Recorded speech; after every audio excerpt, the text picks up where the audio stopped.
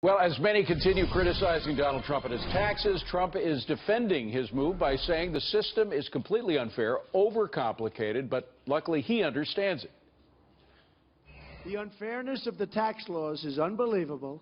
It's something I've been talking about for a long time, despite, frankly, being a big beneficiary of the laws. But I'm working for you now. I'm not working for Trump. Economist Art Laffer is a former Reagan economic policy advisor and head of Laffer Associates.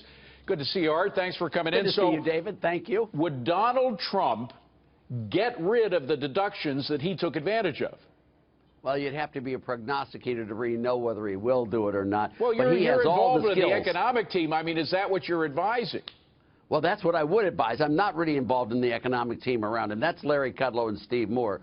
But I think he's been saying this all along. I think he's honest about it, and I think he knows how to do it. You need a lower rate, broader-based flat tax and get rid of all these deductions, exemptions, exclusions, loopholes. That is the exact way to go, and he's been talking about that all the way through the primary and now, and I believe he'll do it, and I think it would be a great thing for the country. Okay, now, Hillary Clinton obviously is criticizing him on this front, saying that this proves how dishonest he is, et cetera, but people forget that the base of her cash hoard, the money that she and her husband have developed over the past 7 or 8 years from speeches and the Clinton Foundation and Lord knows what else, she has put most of that money in these trusts. Aren't trusts developed to avoid the kind of estate taxes that she is recommending increasing?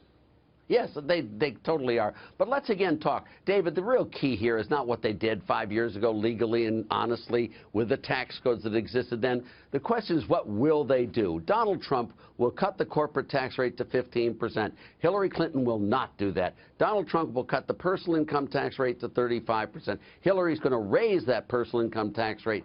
And Donald Trump's going to repeal Obamacare, and Hillary Clinton will not. But just on reducing the rates, Art, what really needs to be done, it seems to me, and a lot of the political prognosticators say the same thing, you got to cut the deductions. You got to stop the business where, you know, 27 of the major corporations of the S&P 500 don't pay any taxes at all. That has to end. Everybody has to pay a smaller percent, but without the deductions, right? Totally, and it should be on value added. It should not be on profits, for goodness sakes.